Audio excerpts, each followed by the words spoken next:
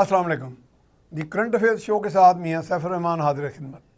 आज हम बात करेंगे पंजाब हुकूमत के 100 दिन की कारकर्दगी और कारकर्दगी का क्या यार्ड स्टिक है, क्या आगे अहदाफ हैं और क्या सिमत का जो तयन है वो सही सिमत में चल रहा है कि नहीं, क्योंकि ये चीज़ें बहुत अहम हैं हमारे यहाँ। चूँकि परफॉर्मेंस एवेल्यूशन बहुत कम होती है, टारगेट्स दे दिए जाते हैं और बाद में बिल्कुल मुकम्मल खामोशी होती है। लेकिन हम कोशिश करेंगे कि पंजाब हुकूमत की कारकर्दगी के साथ मुल्क की ओवरऑल इकनॉमिक सिचुएशन जो है उसकी बात करें, क्योंकि economics without politics and politics without economics ये तो अब मुमकिन ही नहीं है। दुनिया भर में अब कई पॉलिटिकल उसकी रेमिफिकेशंस भी होती हैं इकनॉमिक डिक्लाइन की, और अगर पॉलिटिकल लेवल पे इनकॉम्पिटेंस हो तो उससे भी इकनॉमिक डिक्लाइन आता है।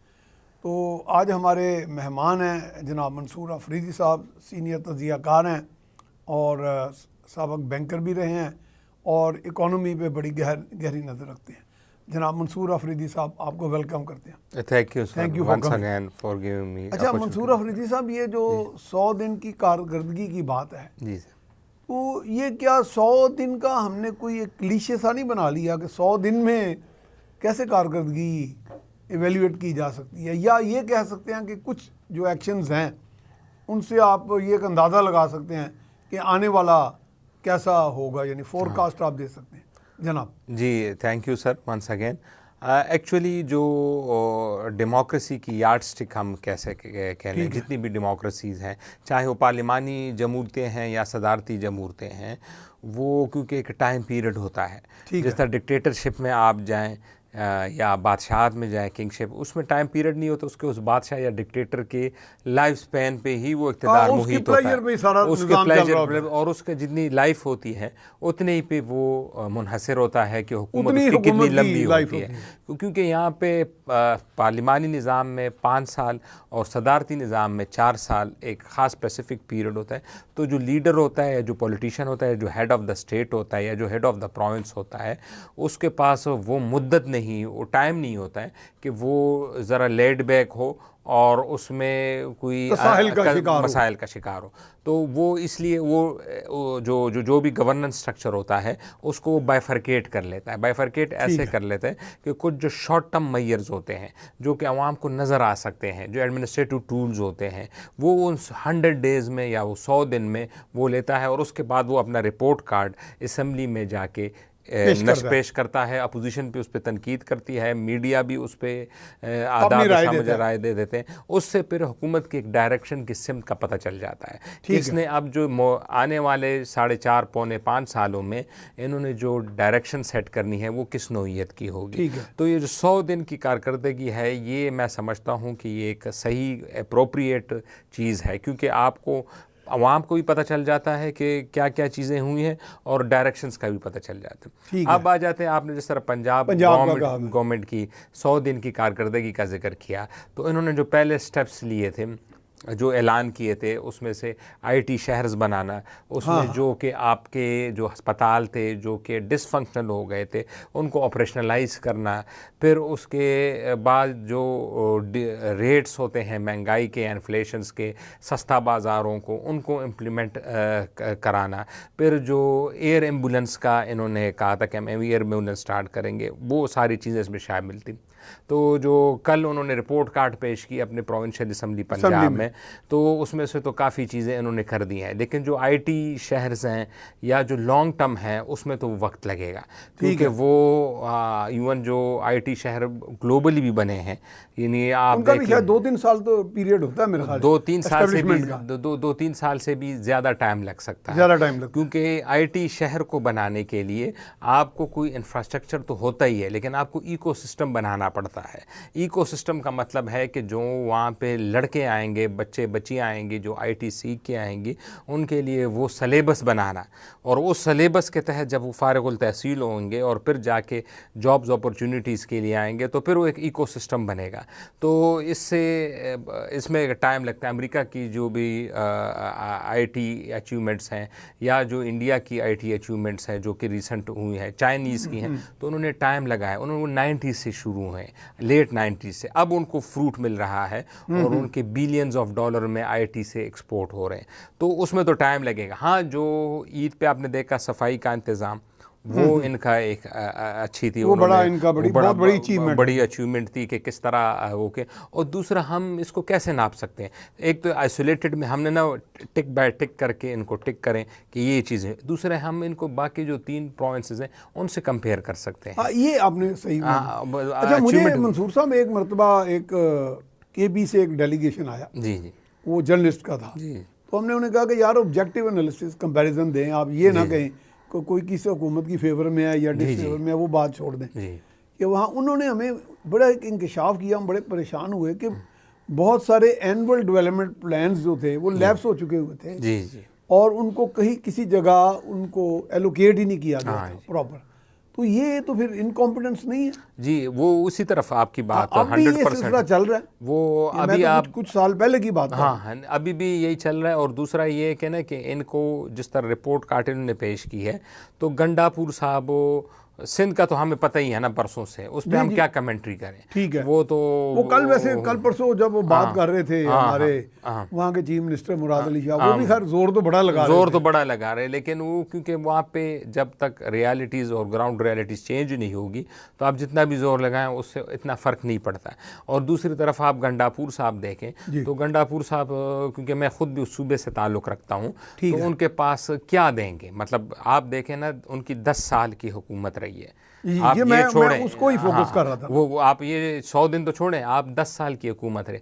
सेहत कार्ड इनका सबसे मेन प्रोडक्ट है जो ये वहाँ सेल कर सकें। और वो कामयाब हुआ कि नहीं? अच्छा, उसमें भी लेकूनाज है वो। लेकिन आइडिया तो बहुत अच्छा नहीं, आइडिया बहुत अच्छा है सर। अच्छा, लेकिन आप वाले कहते हैं हमारा ओरिजिनल आइडिया नहीं, आप इसको देखेंगे ना सर, आप इसको ना फ्रीबीज भी कहते हैं। जो नई टर्मिनोलॉजी आई है फ्रीबीज, ये कि आप रेवड़ियों की तरह एक चीज़ बांटते हैं और उसके लिए प्रॉपर मेथडोलॉजी नहीं है।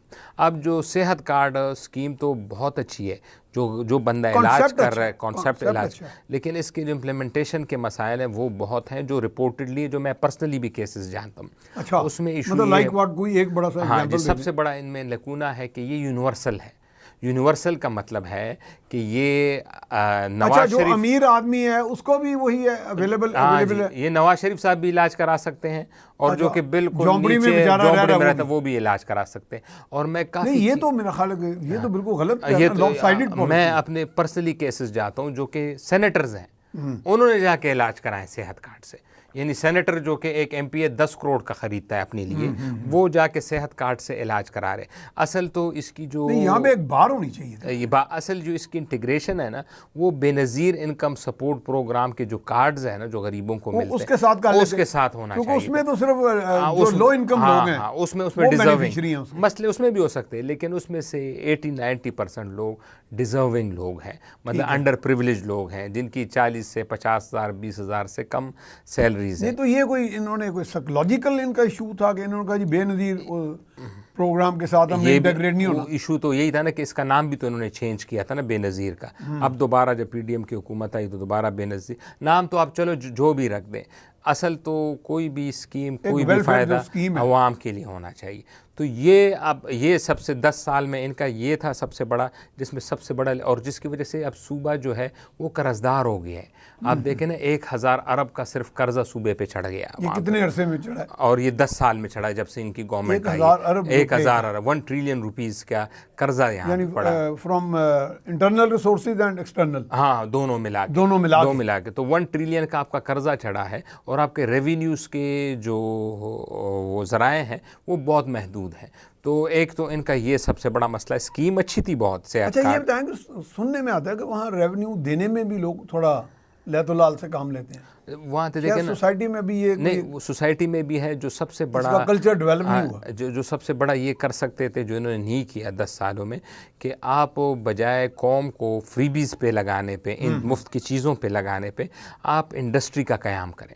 जब इंडस्ट्री बनेगी, कारखाने वहाँ पे लेंगे, लोगों को रोज़गार मिलेगा, तो फिर आप उसके लिए अगर इलाज महंगा भी कर दें तो वो अफोर्डेबल है, वो लोग खरीद सकते हैं। लेकिन आप देखें ना, आप सारे केपी में आप डीआई खान से शुरू हो जाएं, आप चतराल तक जाएं, और फिर एबटाबाद हो जाए, आपको मार्बल इंडस्ट्री के अलावा सारे केपी में एक इंडस्ट्रियल जोन नज़र नहीं आता, नज़र आएगा जिस नहीं है। और जिस तरह आपको फैसलाबाद में, आपको सियालकोट में, लाहौर में, कराची में इंडस्ट्रियल है, टेक्सटाइल्स है, स्पोर्ट्स है, आपको मार्बल इंडस्ट्री, और वो भी बंद हो गई है क्योंकि कंस्ट्रक्शन। अच्छा मंसूर साहब, हम जा रहे हैं एक ब्रेक पर, उसके बाद फिर जी हम जा रहे हैं एक ब्रेक पर, और ब्रेक के बाद यहीं से सिलसिला जारी रखें। जी ब्रेक के बाद हम आपको खुश आमदीद कहते हैं। हमारे साथ मौजूद हैं सीनियर तज्ज़ियाकार जनाब मंसूर अफरीदी साहब। हम इस वक्त पंजाब हुकूमत की 100 दिन की कारकर्दगी पे बात कर रहे थे, और ओवरऑल जो इकनॉमिक इशूज़ हैं और उनका एक कंपैरेटिव एनालिसिस भी दे रहे थे कि बाकी सूबों की क्या सूरत हाल है। तो अभी हमें बताया गया कि जैसे केपी में 1000 अरब का जो कर्जा है, यानी वो भी एक बहुत बड़ा बोझ है इकॉनमी पे। तो इसमें एक सवाल मैं बस करूंगा, फिर हम कोई नेशनल इशूज़ पे भी आ जाते हैं सारे।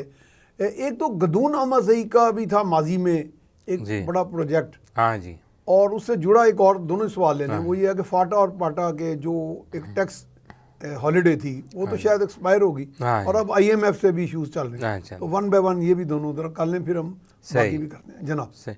अच्छा, जो गदून आमाज़ई था वो तो शुरू में उनको फैसिलिटीज़ दी गई, इन्वेस्टर्स तो बड़ा फ्लरिश कर गया था, लेकिन बीच में जिन्होंने प्रॉफिट्स लेने थे, जब टैक्स एग्जेम्पशंस थी, मतलब फ़र्ज़ कर ले 2-3 साल की टैक्स एग्जेम्पशंस, मैंने तो सुना ज़्यादा लंबी थी, मैं आपको मिसाल के तौर पर, तो क्योंकि 90s अर्ली 90s में वो हुआ था, तो वो टैक्स एग्जेम्पशन जब ख़त्म हो गई तो लोगों की कॉस्ट ऑफ प्रोडक्शन दोबारा बढ़ गई, और उसके बाद उन्होंने काफ़ी लोगों ने वहाँ ना बिजनेस वाइंड अप किया।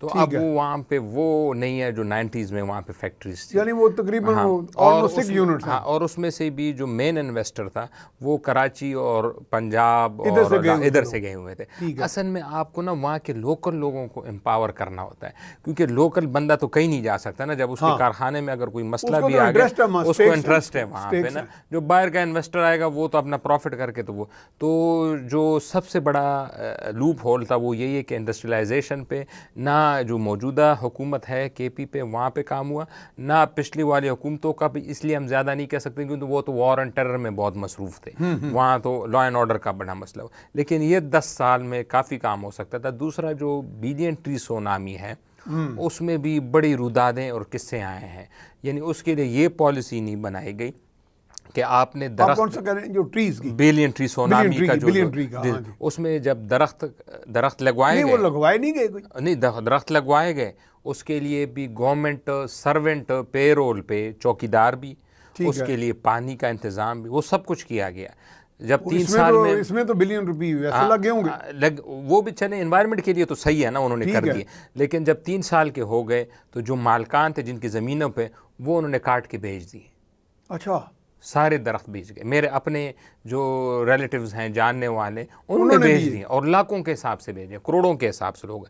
हुकूमत ने पूछा ही नहीं उस पर कि भाई आपने नहीं, वहाँ तो लोग भी तो बड़े टफी है ना वहाँ पे, नहीं, लेकिन असला भी ले आते हैं, हुकूमत क्या करे? नहीं, सरकार देखे ना 9 मई में कितना असला वहाँ पे आया था, लेकिन जब सरकार रियासत खड़ी हुई तो अब कोई निकलता है, आप देखें सामने। देखिए केपी में सरकार थोड़ी कमज़ोर है। हाँ, वो मसाइल हैं। इधर जो है जो पंजाब में चीफ मिनिस्टर साहिबा, इनका एक विज़न भी है, और इनका ये है कि इन्होंने जो स्टेप्स उठाए हैं वो उन्होंने करके दिखाए हैं। जो लॉन्ग टर्म वाले हैं IIT वगैरह, वो मुश्किल है, क्योंकि वो उसमें ना बहुत वक्त लगेगा, लेकिन कम से कम एडमिनिस्ट्रेटिव उसमें चाइना हमें कर रहा है सपोर्ट, जैसे AI में कर रहा है वो, और IT में। हाँ जी, हाँ, सुना वो तो 2 लाख लोगों को वो तो नेशनल उस पे लेवल पे है, और AI पे भी अब इसमें से 2 चीज़ें आई हैं भर के, ये क्योंकि आपने बात कर दी है CPEC जो फेज़ 2 है, ये फेज़ 2 के हवाले से आपने बात की है।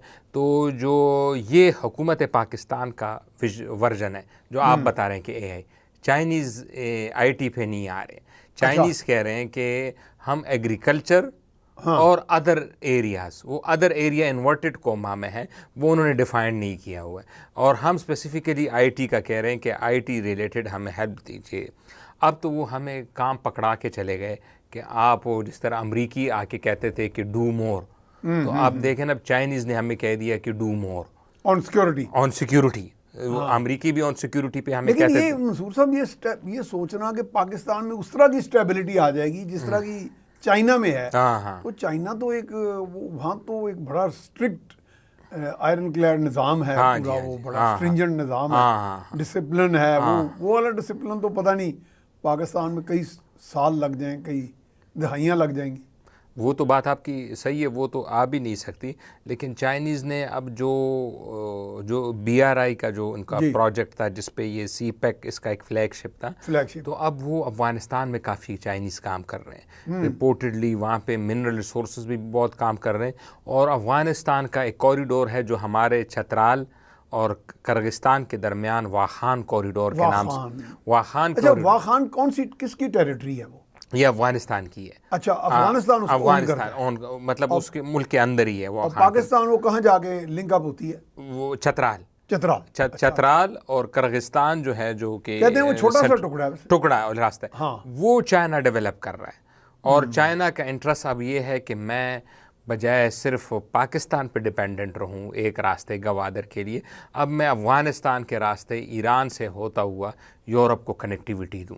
तो वाखान कॉरिडोर पे काम हो रहा है। तालिबान से उनकी काफ़ी गुफ्तशुनीद भी हो चुकी है। मिनरल रिसोर्सेज के जितने भी ठेके थे वो तालिबान ने किसी को नहीं दिए, सिर्फ चाइनीज़ को दिए हैं वहाँ पे। हालांकि इंडियन भी बड़ा इंटरेस्ट है वहाँ पे, लेकिन उनको भी नहीं दिए।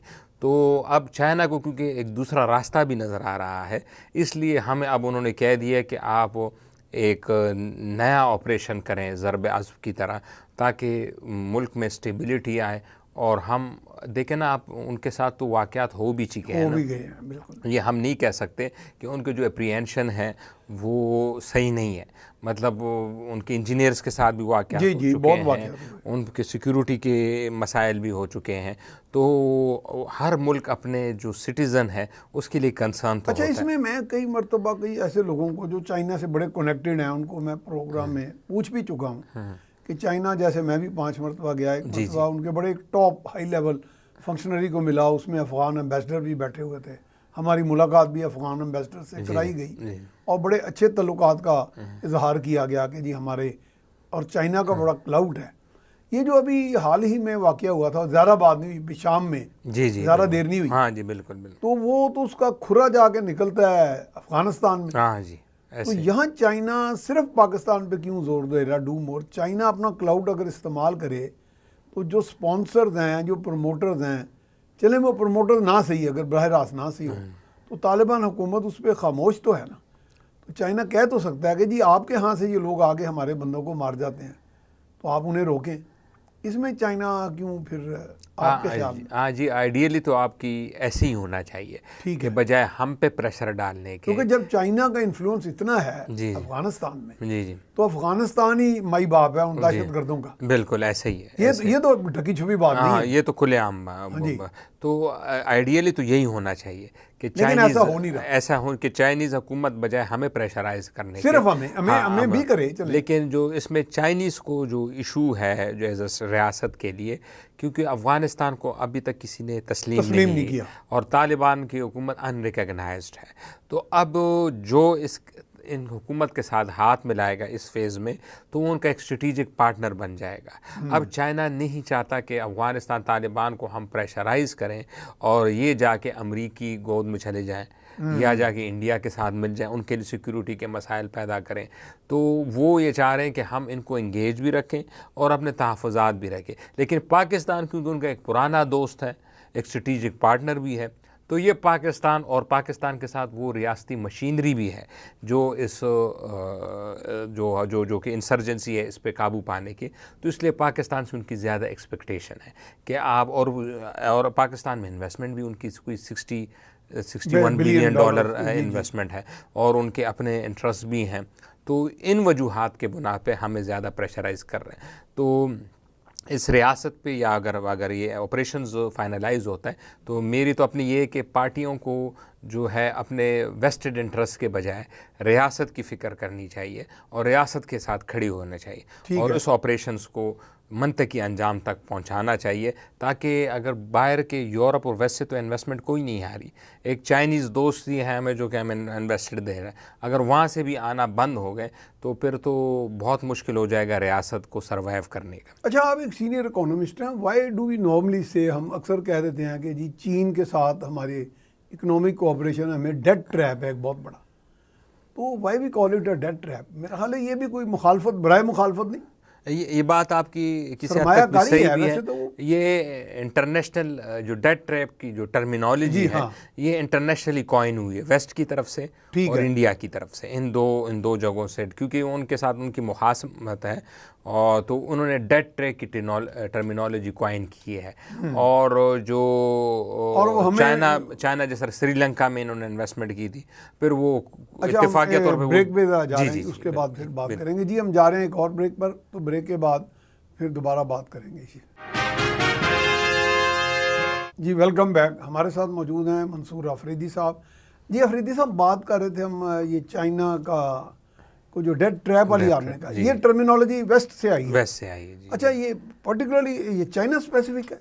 ये चाइना स्पेसिफिक है, पाकिस्तान को यानी कि नहीं, चाइना की जो इन्वेस्टमेंट है अफ्रीका में, अच्छा, उसको श्रीलंका करते हैं, उसमें भी मालदीव में, हाँ, उन सबको वो पाकिस्तान स्पेसिफिक वो सब पे में चाइना ने जाके लैंडिंग की है और काफ़ी इंफ्रास्ट्रक्चर के काम हुए।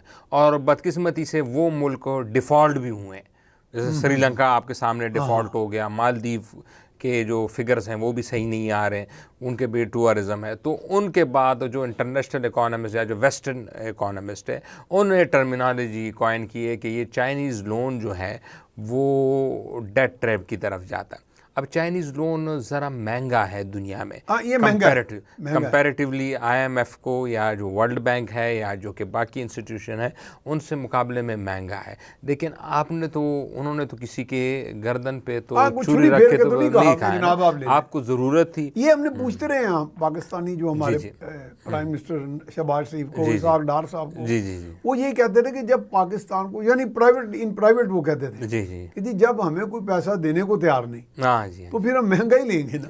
exactly. इस बात का वो एतराफ़ करते हैं। अब वो आपके पास कोई और एवेन्यूज़ नहीं है, ना फॉरेन डायरेक्ट इन्वेस्टमेंट नहीं है। अब आप कहते हैं अब जो चाइनीज़ IPPs हैं, क्योंकि काफ़ी IPPs चाइनीज़ हैं जो उसमें, तो अब 2012 इन चाइनीज़ IPPs के साथ जो हमारे मुआहदे हैं वो उसी तरह हैं जिस तरह कैपेसिटी पेमेंट्स के हैं।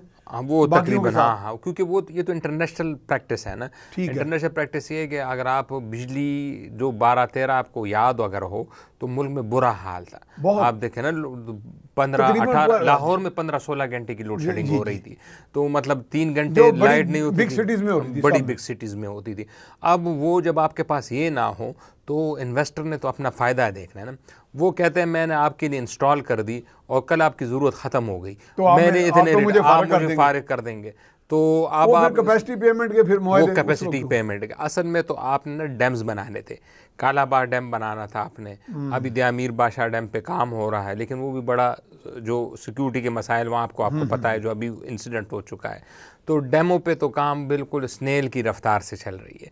तो फिर आपको शॉर्ट टर्म के लिए रिलीफ देने के लिए ये मुआहदे करने पड़े। इनमें किकबैक्स भी होंगे, इनमें कमीशंस भी नहीं होंगे, वो तो होती हैं, लेकिन आपको ज़रूरत थी उस IPPs की उस वक्त, तो वो मुआहदे करने पड़े। और फिर आपको आप कैपेसिटी पेमेंट्स के, अगर आप यानी आप ये नहीं कह सकते कि IPPs के मुआहदे विलफुल एक्ट ऑफ करप्शन नहीं कह सकते, मतलब आप ये नहीं कह सकते कि उसका मकसद 100% ही करप्शन वो किकबैक्स तो आपने कहा ना कि होती हैं, लेकिन ये नहीं है कि वो वक्त की जरूरत थी मजबूरन आप देखें ना, अभी आप हमारी तरह और मुल्कों में हुए फिर अब आप देखें ना, अभी आप लोड शेडिंग का जायजा लें लाहौर में, और आज से 8-9 साल पहले का फिगर उठा, बहुत बुरी हालत थी ना। तो वो मसला तो हल, आपने डैम तो कोई नहीं बनाया ना कि आपको लाइट ज़्यादा हो गई, ठीक है। तो ये मसाइल थे।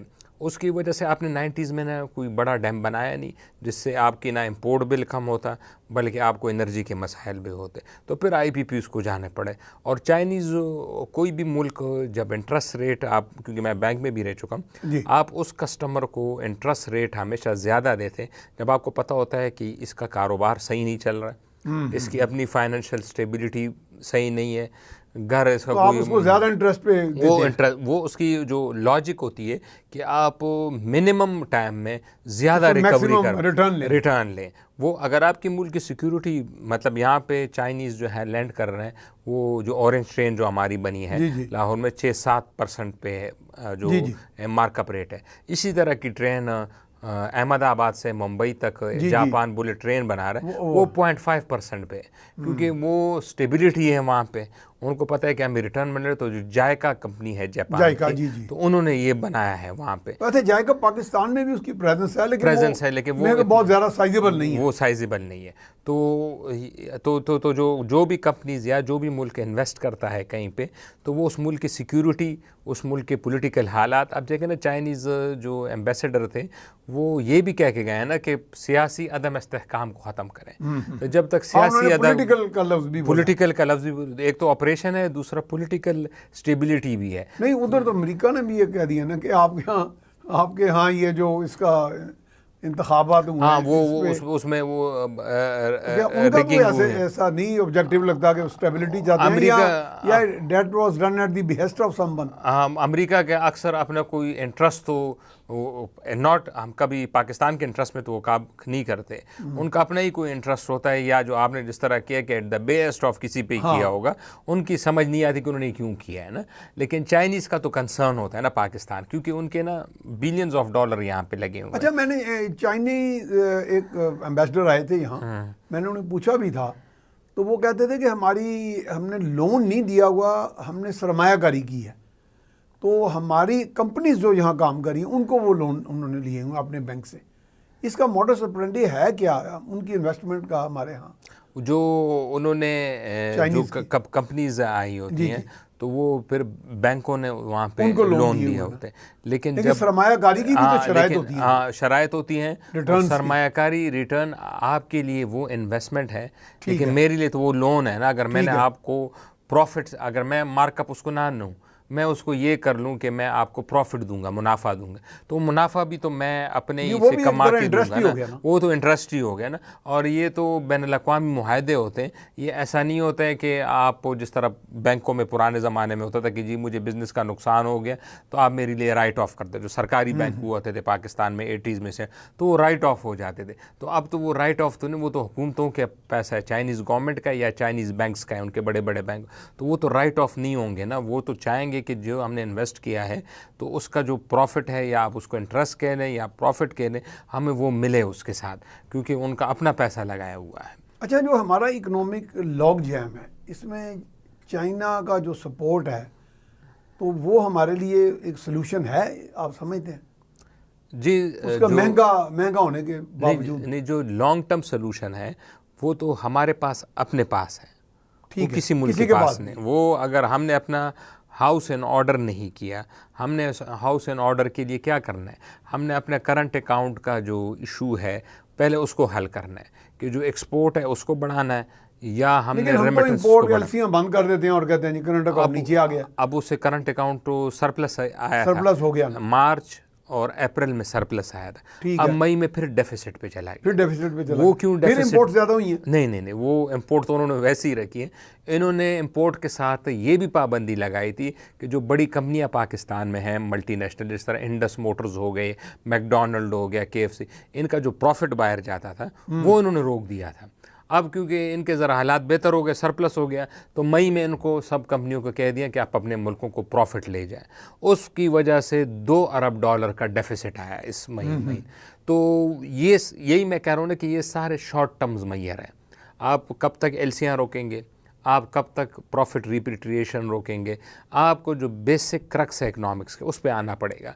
आपको एक्सपोर्ट बढ़ानी पड़ेगी, आपको IT में काम करना पड़ेगा, और आपको टूरिज्म वगैरह जहाँ से भी आपको पैसा नेशनल लेवल पे हम इकोनॉमिक ऐसी पॉलिसीज़ देख रहे हैं आप कि जो चैलेंजेस हैं हमें IMF के और दीगर, कि are we moving in the right direction?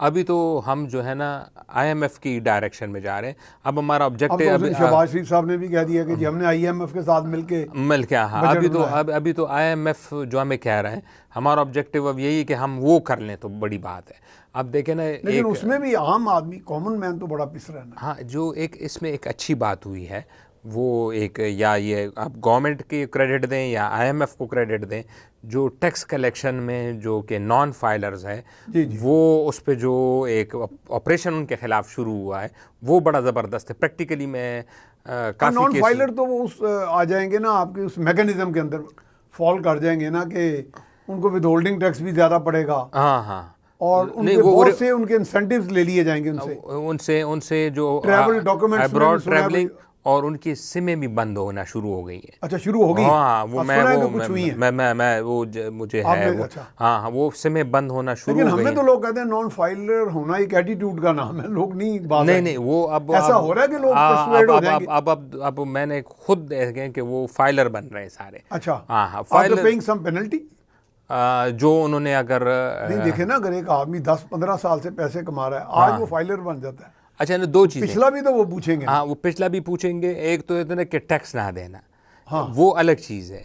एक है कि मैं टैक्स दे रहा हूँ लेकिन मैं फाइलर नहीं हूँ। अच्छा, फाइलर नहीं हूँ। फाइलर नहीं हूँ मतलब फाइलर टैक्स आप दे रहे हैं। नहीं, जो डायरेक्ट टैक्स दे रहा है वो तो फाइलर हो जाता है ना। नहीं, जो रिटर्न फाइल करता है वो फाइलर। नहीं, वो आपकी सवाबदीद पे है। अगर आप टैक्स दे भी रहे हैं लेकिन आप नॉन फाइलर भी हो सकते हैं, आप फाइल ही ना करें जो आपने। अच्छा, फाइलर का क्या ऑब्जेक्टिव होता है?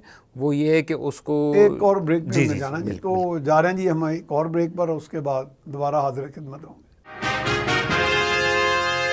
जी। Welcome back. हमारे साथ मौजूद हैं मंसूर आफरीदी साहब जी। हम बात कर रहे थे वो ओवरऑल जो हमारे यहाँ इकोनॉमिक सिचुएशन है जी कि गवर्नमेंट की क्या समत है। आपने कहा ना कि एक अच्छी उसमें चीज़ नज़र आई है कि IMF की तरफ से। जी, वो क्या आप कहना चाह रहे थे? वो डिकेट जो नॉन फाइलर है, नॉन फाइलर का जो, हाँ वो फाइलर होता है। ठीक तो है। नॉन फाइलर ये होता है कि वो अगर टैक्स दे भी रहा होता है, जब वो फाइल नहीं करता है तो उसको जो रिटर्न जो हम गोशवारे दाखिल करना, तो हुकूमत को पता ही नहीं होता है कि इसके वेल्थ क्या है, इसकी इनकम क्या है, इसके पास कैश कितना है। जब हुकूमत को ये पता चल जाता है तो फ़र्ज़ कर लें वो अगर टैक्स 10,000 दे रहा है और उसके पास गोशवारे आ गए उसको, और वो जाके FBR उसको कैलकुलेट करता है, वो कहते हैं इसके तो 20-30 हज़ार रिकंसाइल ना करेंगे 20-30 हज़ार, तो फिर बात पकड़ी जाएगी। असल तो रिटर्न फाइल है जो कि करना है सब जिसकी भी इनकम है। रिटर्न फाइल को आप देसी जुबान में ये कह सकते हैं कि आदमी अपना आप ट्रांसपेरेंटली बता देता है रियासत को, रियासत कि जी ये मैं कमा रहा हूँ और ये मैं दे रहा हूँ और ये मेरे असासे हैं। हाँ, अब ये स्टेप बहुत पहले। अच्छा, वेल्थ टैक्स तो खत्म हो गया हुआ है ना? वेल्थ टैक्स अप्लाई नहीं करता शायद। नहीं, प्रॉपर्टीज पे तो है ना। अच्छा, मतलब आपका ज्यादा एक से ज्यादा प्लॉट हो तो सब पे टैक्स है। अब तो प्रॉपर्टी पे ये भी टैक्स है कि जो सेलर है 15% वो भी देता है और जो कि बायर है 15% वो भी देता है। लेकिन उसमें फाइलर नॉन फाइलर की भी फाइलर, लेकिन अब जब ये क्योंकि जो ड्राइव चल रही है तो आपके नॉन फाइलर ख़त्म हो जाएंगे तकरीबन, जिस तरह की ड्राइव चली। लेकिन हमारे माशाल्लाह अवाम भी तो हैं, अब वो जब प्रॉपर्टी कोई ज़मीन बेच देते हैं तो वो अपने नाम ही नहीं करते। जब आप नाम नहीं करेंगे तो रियासत को तो पता है, हुकूमत को पता ही नहीं चलेगा कि आपने कोई प्रॉपर्टी बेच दी।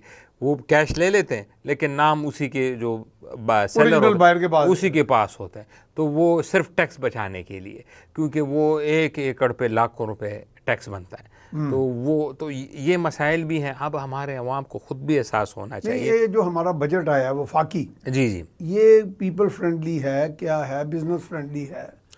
तो इसमें क्या इंसेंटिव हैं लोगों के लिए? क्या रिलीफ का कोई ये तो सर IMF फ्रेंडली है। अच्छा। जो उन्होंने बताया वो तो कहते हैं ना, जो बनाने वाले हैं वो कह रहे हैं ये तो हमें भी नहीं पता कि हमने बनाया है, हमसे बनवाया गया है। ठीक है, तो वो तो जो IMF के अहदाफ हैं। थोड़ी बहुत रेजिस्टेंस तो होती होगी ना, जो डिस्कशन नेगोशिएशंस होती हैं। रेजिस्टेंस के बाद तो कहती है ना कि जी ये चीज़ नहीं, मतलब जैसे पाटा और फाटा में उन्होंने कहा, जी साहब का पाटा फाटा एरिया, हाँ जी कि जिनकी टैक्स हॉलीडे खत्म हो चुकी है, हाँ जी, अब इनकी एग्जम्पशन जो है वो हॉलीडे एक्सटेंड ना करें, एक्सटेंड ना। तो पाकिस्तान गवर्नमेंट ने कहा जी हम करेंगे एक्सटेंड।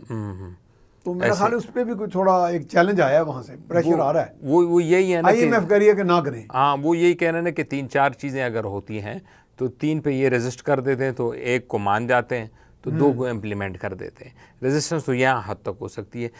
इवेंचुअली अथॉरिटी तो IMF के पास है ना, कि पैसा तो उन्होंने देना है आपको। ठीक है, जब तक आपकी ट्रांच नहीं आएगी तो आपकी फॉरेन रिजर्व्स के मसाइल रहेंगे और तब तक आपको कोई और लेंडर भी नहीं होगा ना। IMF जब देता है लोन तो ना सिर्फ वो देता है बल्कि वर्ल्ड बैंक भी देता है, एशियन डेवलपमेंट बैंक्स भी देते हैं, और जो कि बड़े बड़े बैंक्स हैं बाकी सिटी बैंक है वो भी आपको फिर लोन देना शुरू कर देते हैं। मिसाल के तौर पे UAE से हम किसी एग्रीमेंट में जाते हैं सरमायाकारी का, तो they also need a certificate और एंडोर्समेंट फ्रॉम IMF। ये भी कहते हैं ना एक बुनियादी प्री कंडीशन है। ये तो पिछले जो ट्रांच हुई थी पिछले साल, उसमें सऊदीज और यही कह रहे थे ना कि आप IMF से लेके आए, क्योंकि वो ऐसा ही है ना कि आप प्राइवेटली किसी को देना चाह रहे हो और आपको पता हो कि ये बंदा डिफ़ॉल्ट कर सकता है और आपको पता है कि ये बैंक भी इसके साथ निगोशिएट कर रहा है, तो आप तो इंतज़ार करेंगे ना कि बैंक इसको देता है कि नहीं। जब बैंक ने इसको पैसे दे दिए तो मैं भी फिर दे सकता हूँ, तो वो तो अपनी सिक्योरिटी है, क्योंकि ये हार्ड अर्न मनीज़ है, ये तेल का है। तो वहाँ भी सऊदी अरब में भी अब कोई हालात वो नहीं रहे जो पहले 80s और 90s के ज़माने के बोनेंजा का जो बोनेंजा का दौर वो नहीं था। आपको पता है ना कि इंटरनेशनल ऑयल की प्राइसेस हमारे यहाँ तो ज़्यादा हो रही हैं, लेकिन इंटरनेशनली ऑयल की कंजम्पशन कम हो रही है, क्योंकि दुनिया चली गई है इलेक्ट्रिक गाड़ी में, सोलर सिस्टम पे लोग चले गए हैं, तो बिजली की खपत भी सोलर सिस्टम पे हो गई तेल से। तो सऊदीयों की वो हालत अब नहीं रही जो 80s 90s में है, और वो देख रहे हैं, उनको समझ भी है कि वो अब वो इश्यूज़ नहीं रहे हैं जो उनके आम आवाम को मुफ्त का पैसा मिलता था पहले। अब उन्होंने अर्न करना है और उन्होंने भी कमाना है, तो उनको पता होता है कि हमने $3 अरब अगर पाकिस्तान को देना है तो हम इसकी पूरी सिक्योरिटी रखें, तो तब तो जाके लैंडिंग होगी। ये तो हम हैं, जब हमारे पास पैसे आ जाते हैं तो शाह खर्च हो जाते हैं। बाकी दुनिया तो बड़ा पर्टिकुलर होती है। आप चाइनीज़ देख लें, हालांकि उनके 3 ट्रिलियन के रिजर्व्स हैं, लेकिन वो $60 अरब हमें दिए, लेकिन उसके बारे में बड़े पर्टिकुलर हैं कि हमें सिक्योरिटी दें, हमें आप रिटर्न अच्छा दें। तो ये तो अपनी जगह पे है, हमें अपने लेकिन ये जो सारी प्री कंडीशंस आ रही हैं चाइना की तरफ से, तो फेज़ 2 की इम्प्लीमेंटेशन में ये कोई डिले हो जाएगी, रुकावट होगी या क्या? पाकिस्तान के आर्मी चीफ भी गए थे और वो पाकिस्तान की आर्मी पे बड़ा रिलाई करते हैं। जैसे मुझे जो साहब चाइनीज़ एम्बेसडर थे वो कह रहे थे कि जी हमारा मेन स्टेज जो है पाकिस्तान चाइना रिलेशंस का, वो मिलिट्री टू मिलिट्री रिलेशंस है। ये उनके अपने मुंह से था, उन्होंने मुझे बराह रास्त कहा। तो इसका मतलब हमारी मिलिट्री इस्टेब्लिशमेंट पे तो बहुत ज़्यादा रिलाई करते हैं चाइनीज़ जो है, क्योंकि शी जिनपिंग खुद भी तो चाइना मिलिट्री कमीशन के चेयरमैन है। बिल्कुल। तो उस हवाले से जब हमारे आर्मी चीफ भी गए प्राइम मिनिस्टर के साथ, तो मेरा ख्याल है उनको ये तो एश्योरेंसेस दी गई हैं ना कि हम सिक्योरिटी तो फुल प्रूफ होगी यहाँ। तो मेरा ख्याल इसलिए शायद ये रुकावट ना बने आगे फेज़ 2 की इम्प्लीमेंटेशन में। जल्द अज जल्द जितना हम इस ऑपरेशन को कंक्लूड करेंगे और जितनी स्टेबिलिटी लाएंगे उस वक्त। अच्छा, ये दूसरी जो चीज़ आ रही है वो है साउथ वेस्ट कॉरिडोर भी बन रहा है। अच्छा, वो कहाँ पे बन रहा है? अच्छा, वो फॉरेन ऑफिस ने हमारे जाके मॉस्को में परसों ऐलान कर दिया वहाँ पे कि हम इसका हिस्सा बनेंगे। साउथ वेस्ट कॉरिडोर इनिशिएट कौन कर रहा है, लॉन्च कौन इसको रशिया कर रहा है। रशिया, इसमें रशिया है, इसमें अमेरिकन सैंक्शंस नहीं आएंगी? वो एक पार्ट हो सकता है बड़ा, आपने सही कहा। लेकिन इसमें जो तीसरा पार्टनर है वो हिंदुस्तान है। तो आपको पता है कि हिंदुस्तान हर सैंक्शन से निकल जाता है। आपने देखा ना प्रैक्टिकली जो मिसाइल बयान आ जाते हैं अमेरिका से, लेकिन आप देखे ना वो उन्होंने मिसाइल सिस्टम जो लिए थे जो रशिया से, वो काटसा होता है सेक्शन उसका अमेरिका का, वो कांग्रेस ने चाइना पे इम्प्लीमेंट कर दिया था, लेकिन हिंदुस्तान पे उन्होंने नहीं लगाया। इस तरह जो रशियन ऑयल उन्होंने ख़रीदा, जो हमारे साबिक वज़ीर आज़म हर जलसे में तकरीर में कहते थे कि वो रशिया से तेल ख़रीद रहे हैं, तो उसके बावजूद वो तेल उन्होंने सारा यूरोप पे भेजा, लेकिन उन पे पाबंदी नहीं लगी। तो ये साउथ वेस्ट कॉरिडोर अगर ये मटीरियलाइज होता है और हम सिर्फ ट्रांजिट का फ़ीस लें, यानी हिंदुस्तान से जो कि गाड़ियाँ ईरान और ईरान के रास्ते पर रशिया और यूरोप पहुंचेगी, हम अगर ट्रांजिट का है वो भी $1 बिलियन उसमें आ जाएंगे, और उसमें से फिर वो दूसरा जो टापी गैस पाइपलाइन है उसमें क्या रुकावट है? उसमें सुना था कि अफगानिस्तान की सिक्योरिटी वाज एन इशू। वो Afghanistan, Turkmenistan, Afghanistan, Pakistan and India. हाँ, वो जब तक, लेकिन क्योंकि अगर आप देखें हमारी जो टापी पे तो मेरा ख्याल है इनको कोई इतराज नहीं था, अमेरिकन को नहीं, उनको तो नहीं था टापी पे। हाँ, उनको आईपीआई पे, ईरान पाकिस्तान पे नहीं, इंडिया, लेकिन इंडिया तो उसमें निकल गया ना। अब वो ईरान पाकिस्तान पाइपलाइन असल में हमारे अपनी एनर्जी के लिए तो चाहिए, हमें ना ट्रांजिट चाहिए। और अगर आप हमारे बहुत बड़ी सोर्स ऑफ इनकम है, आप अगर हमारे x former chief army staff हो, उनकी अगर तकरीर सुने 2022 में उन्होंने की थी इस्लामाबाद में, जो नेशनल ग्लोबल सिक्योरिटी पे हुई थी कॉन्फ्रेंस इस्लामाबाद में, और उन्होंने जो तकरीर कही थी, तो अगर आप उसको रिकॉर्ड सुन लें, रिकॉर्ड कर लें और देख लें, तो आपको पता लगे कि हमारी जो इस्टेब्लिशमेंट है वो अब सिक्योरिटी से हट के इकोनॉमिक सिक्योरिटी की तरफ जा रही है। और उसमें उन्होंने उसी कहा, दौर में उनके सिक्योरिटी एडवाइजर थे डॉक्टर मोहित यूसुफ, जी जी हाँ, वो मेरे साथ गवर्नर हाउस बैठे हुए थे। जी जी, तो उन्होंने कहा कि जी हमें अब हमारी इस्टेब्लिशमेंट ने या हमारी रियासत ने ये फैसला किया कि नो मोर जियो स्ट्रेटेजिक जी जी बिल्कुल बिल्कुल फोकस है, अब है जियो इकोनॉमिक डेस्टिनेशन, जियो इकोनॉमिक, ये हमारा फोकस है। तो उसी दौर की बात उसी दौर, बिल्कुल आपने राइटली पॉइंट आउट किया। और वो तो मेरा ख्याल यूसुफ साहब हमारी इस्टेब्लिशमेंट भी इसी पे वो इस्टेब्लिशमेंट पे, और वो अब इनको ये है कि अब हम, क्योंकि रियासत की सर्वाइवल का मसला है, तो हमने पाकिस्तान की लोकेशन, तो जियो लोकेशन तो बड़ी खूबसूरत जगह पे वाक़ है ना, मतलब कोई भी सेंट्रल एशिया को आपने जाना हो, रशिया जाना हो, आपने गल्फ जाना हो, आपने चाइना जाना हो, आपने इंडिया, फिर थाईलैंड, नीचे जाना हो बांग्लादेश, तो आपने पाकिस्तान से होके ही गुजरना है, रास्ता यही है। तो अगर हम इसी को यूटिलाइज करें, तो अब टापी से जो एक तखमीना लगाया गया था पाइपलाइन, अगर वो रिवाइव हो रही है, अभी तो कोई रिपोर्टेड कोई चीज़ नहीं, बड़ा जोर चढ़ा था, लेकिन अभी तो कोई रिपोर्टेड नहीं। अगर टापी हम हिंदुस्तान तक ये बिछ जाएगा इस पाइपलाइन, तो सिर्फ हम ट्रांजिट में कोई हर साल 2 से 3 अरब डॉलर कमाएंगे, जो कि एक IMF का लोन ही हो गया, आपको मुफ्त में 2-3 अरब डॉलर मिलते।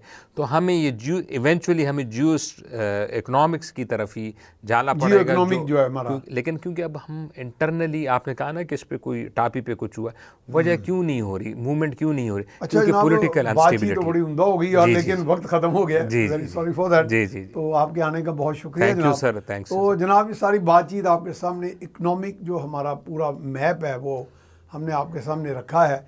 इसमें बिलखसूस हमारा फोकस था पंजाब की हुकूमत के 100 दिन की जो कारकर्दगी और उसके साथ जुड़े हुए इशूज़ जो हमारे कौमी सतह पे हमारे इशूज़ हैं, हमारे बाहर के मुल्कों के साथ मुआहदे हैं और इन्वेस्टमेंट के जो प्रॉस्पेक्ट्स हैं।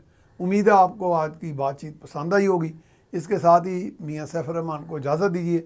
अल्लाह निगहबान।